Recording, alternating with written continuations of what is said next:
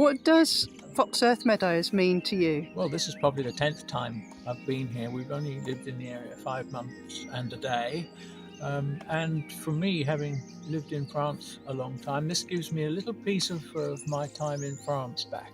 It calls to mind so much of the Vendée here. We walk here regularly, and the thing that I like the most about it is that it is a beautifully managed area, but there are also plenty of wild and natural places left, so that when we walk here we really do feel that we are walking in the countryside, and it's very quiet, isn't it? The tranquility is crucial in this day and age, and always has been in my life. Yeah, So very thank grateful you. for it.